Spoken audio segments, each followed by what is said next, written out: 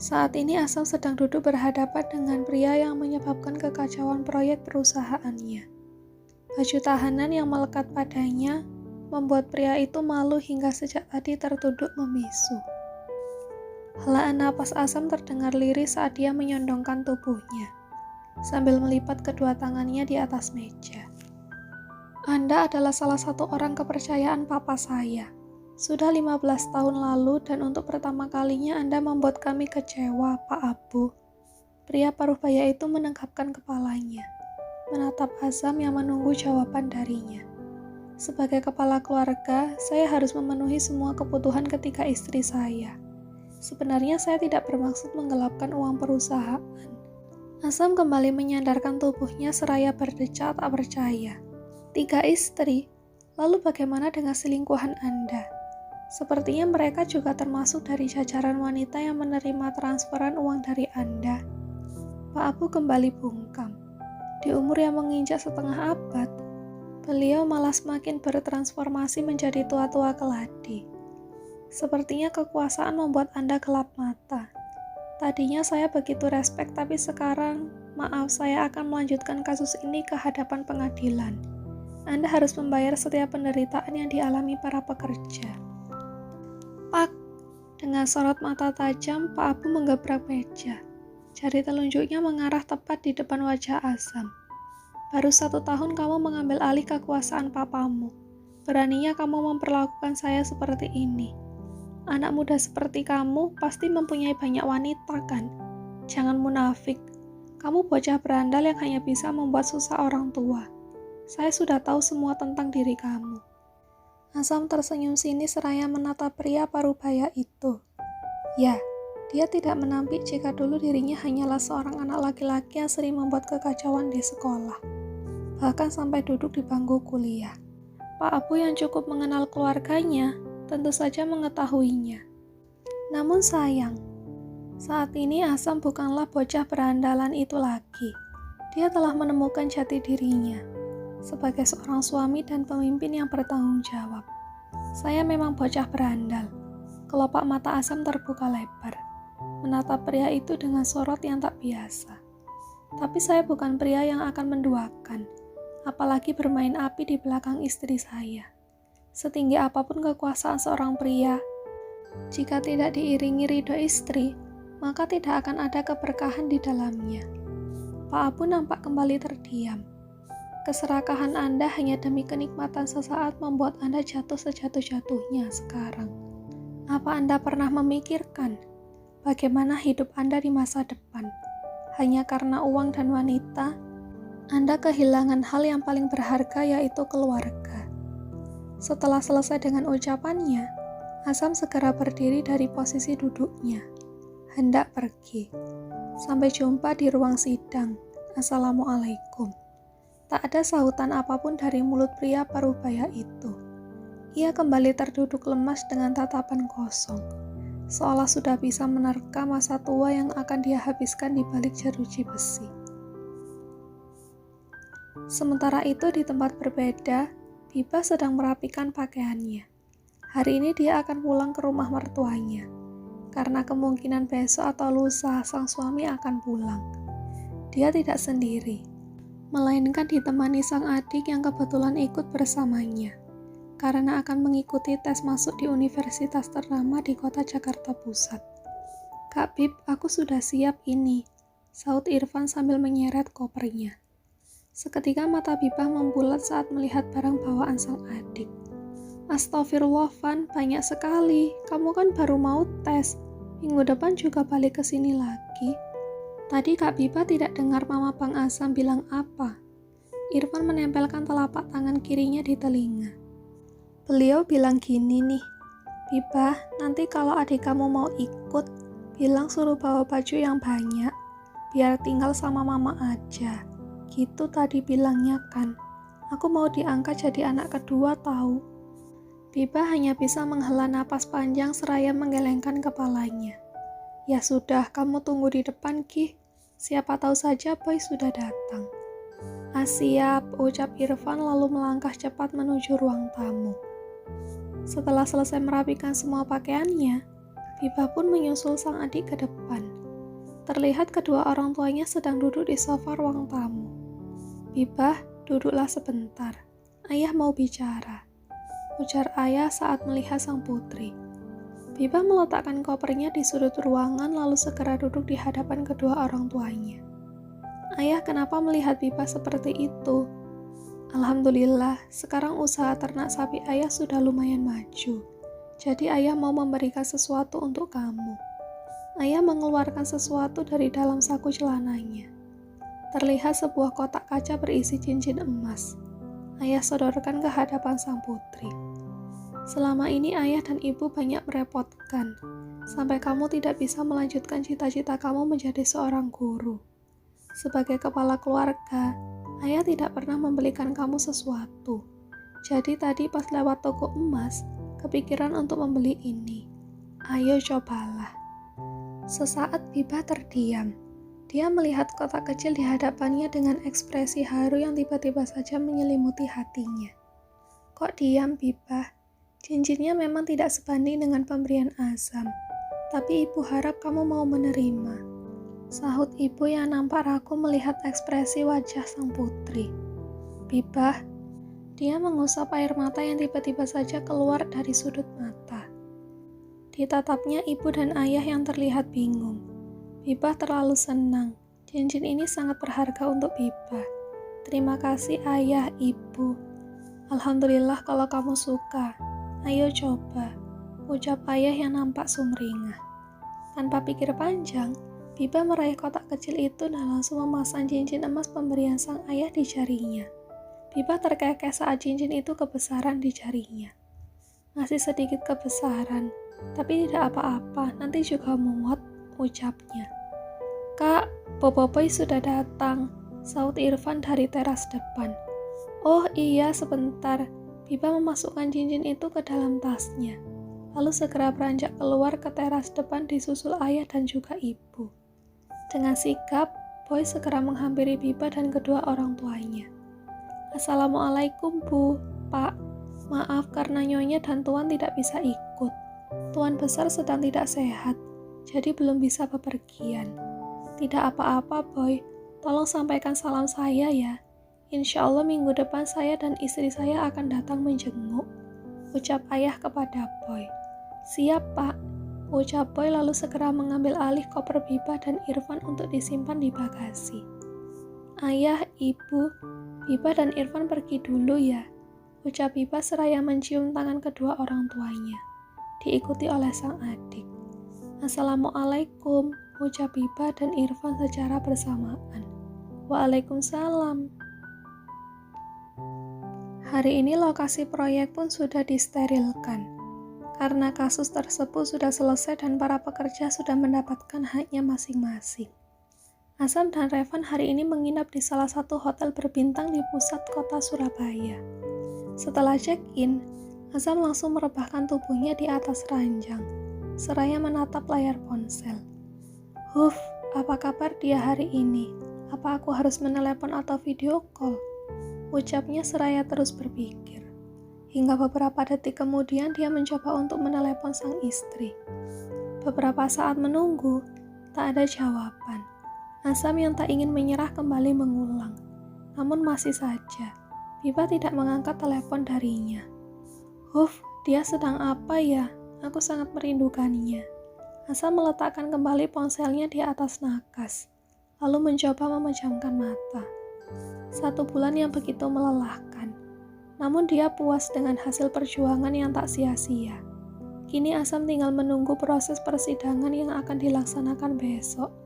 Setelah itu dia akan pulang di pelukan istrinya.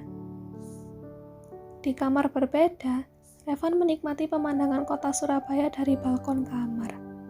"Huf, apa kabar Julida ya? Dia tidak pernah menghubungiku semenjak datang ke sini. Apa dia masih marah karena tidak boleh ikut?"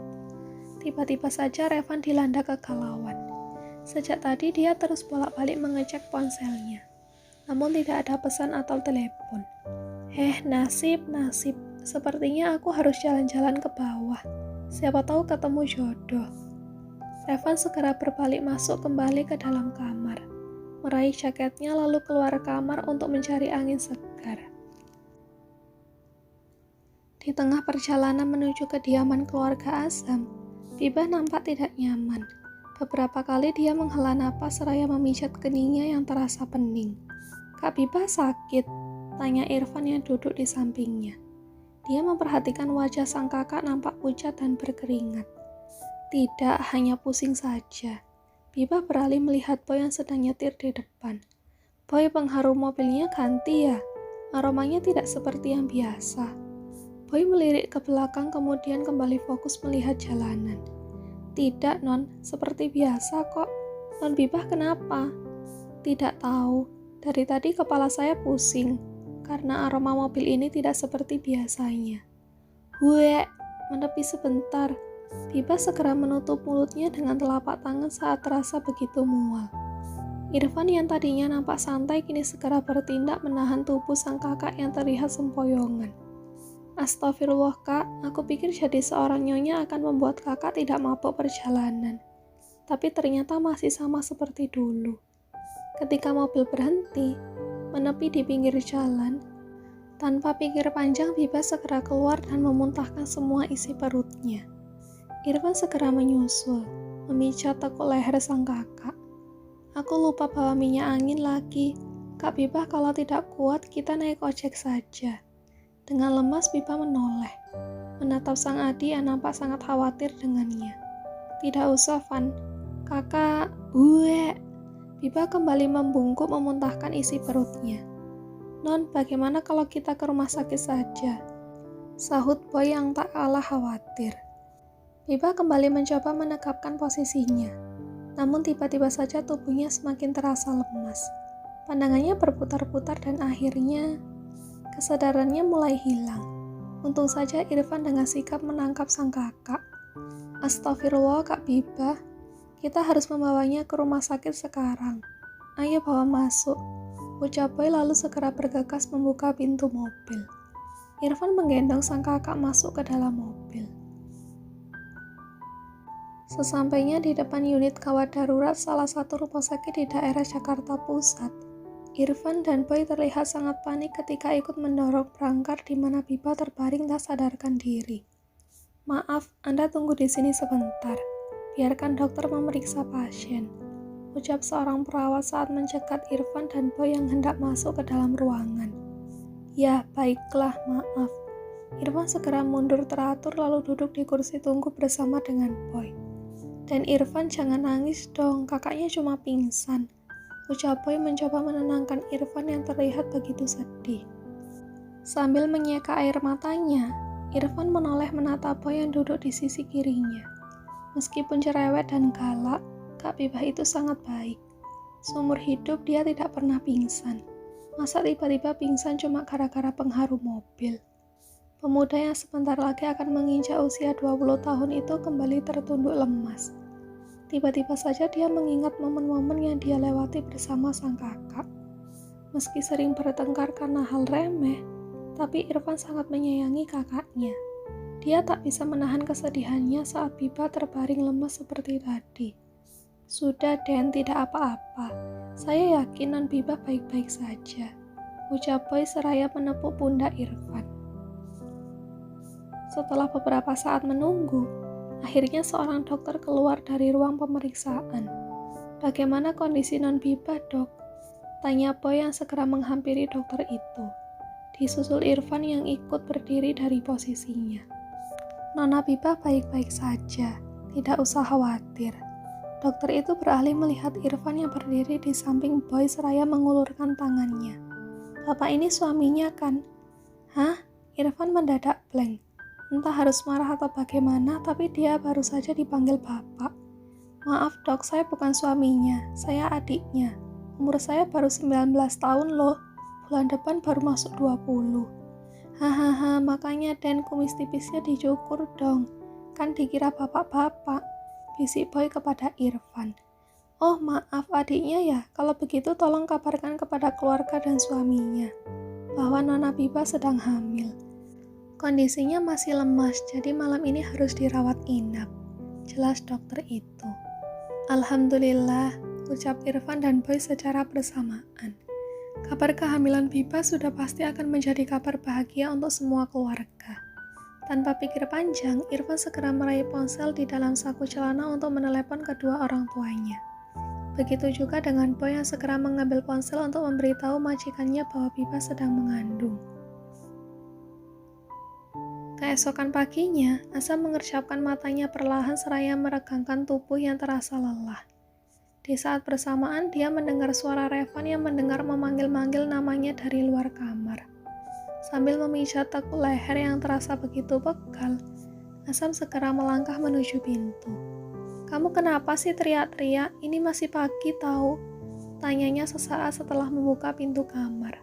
Saking senangnya, Revan tak lagi menjawab pertanyaan itu dan langsung memeluk Asam.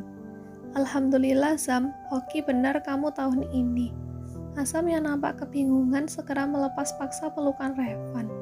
"Maksud kamu apa sih?" Revan mencoba mengatur napas sambil berkacak pinggang. "Kamu ketiduran atau bagaimana? Tante bilang dia mencoba menelepon kamu dari subuh." "Iya, aku kelelahan." "Kenapa? Apa papa sakit?" tanya Asam yang tiba-tiba overthinking sendiri. Revan menggelengkan kepalanya. "Bukan, istri kamu Biba. Dia hamil, Sam. Sebentar lagi kamu akan jadi ayah." Mata Asam membulat sempurna. "Yang benar kamu." "Iya benar, masa aku bohong sih?" Tanpa pikir panjang, Asam segera masuk kembali ke dalam kamarnya, meraih ponsel di atas nakas untuk menelepon sang istri. "Assalamualaikum sayang, apa benar kamu hamil?" "Waalaikumsalam mas, alhamdulillah. Hasil pemeriksaan dokter menyatakan aku hamil." Seketika mata Asam berkaca-kaca. Dia tidak menyangka, setelah cobaan yang dia alami, Allah memberikan hadiah terindah yang tidak akan disangka-sangka. "Tunggu aku akan segera pulang. Dalam hitungan jam aku akan sampai di sana." Asam mematikan panggilan telepon itu lalu kembali menghampiri Revan. "Aku pulang pagi ini juga. Kamu yang datang ke persidangan." "Lah, pesen tiket dulu, Zam." "Sabar napasi, kalau pesawatnya penuh gimana?" "Pokoknya aku harus pulang sekarang. Kalau perlu aku akan membeli private jet. Yang penting aku bisa pulang ke Jakarta sekarang juga." Asam segera berbalik. Tiba-tiba saja dia menjadi panik. Dia masuk ke dalam kamar mandi untuk membersihkan diri. Sementara Revan masih berdiri di sana seraya mengecek ponselnya. Andai saja aku punya pintu ajaib. Aku akan mengirim calon bapak itu langsung ke hadapan istrinya," gumam Revan. Pukul 11 siang, Biba bersama adik, kedua orang tua dan juga kedua mertuanya pulang dari rumah sakit. Meski masih pusing, Biba sudah bisa berjalan sendiri. "Kamu mau minum teh hangat? Biar mama buatkan," ucap mama saat sang menantunya duduk di atas ranjang. "Tidak usah ma, terima kasih." Ibu ikut mendekat. "Mau ibu pijat?" Biba menoleh menatap sang ibu. "Tidak bu, Biba mau istirahat saja." "Kalau begitu mama sama ibu keluar dulu ya. Kalau butuh apa-apa panggil saja," ucap mama lalu melangkah keluar dari kamar bersama sang besan. Biba mencoba untuk memejamkan matanya. Dia masih mengantuk karena semalaman tidak bisa tidur di rumah sakit. Sementara itu di ruang tamu, para keluarga sedang berkumpul. Ayah dan juga papa Asam terlihat begitu akrab, mengobrol tentang masa depan mereka yang sebentar lagi akan menjadi seorang kakek. Ya, seketika papa menjadi sehat saat mendengar kabar sang menantu hamil. Kehamilan Biba benar-benar menjadi warna baru lagi kedua belah pihak keluarga. Ibu dan juga mama pun terlihat begitu sumringah. "Nyonya, Den Asam sudah datang," sahut Boy yang berlari dari pintu depan. Tak lama terlihat Asam ikut menyusul masuk setelahnya. "Alhamdulillah," ucap mama saat melihat sang putra.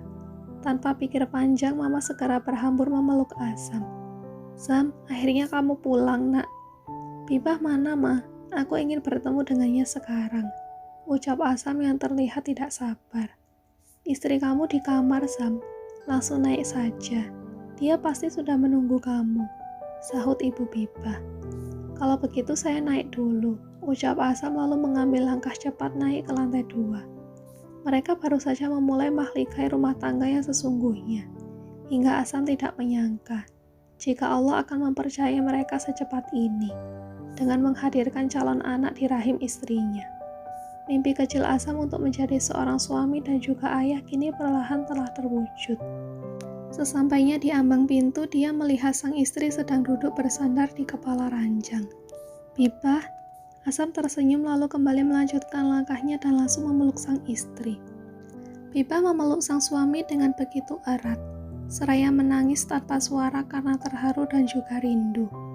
"Aku rindu sekali. Terima kasih sudah pulang. Aku juga sangat merindukan kamu, sayang. Terima kasih karena sudah memberikan hadiah terindah dalam hidupku. Aku sangat mencintaimu." Asam pun tak bisa menahan rasa harunya. Sesaat mereka saling meluapkan kerinduan dan kebahagiaan. Hingga beberapa detik kemudian Bibah melepaskan pelukannya. "Kenapa?" tanya Asam saat melihat ekspresi wajah sang istri yang tak biasa. "Weh, Mas Asam pakai parfum apaan sih? Kok?"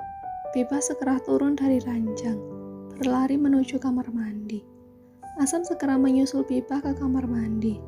"Bibah, kamu baik-baik saja?" tanyanya saat berdiri di ambang pintu kamar mandi. Dengan lemas Bibah berbalik melihat sang suami yang terlihat kebingungan.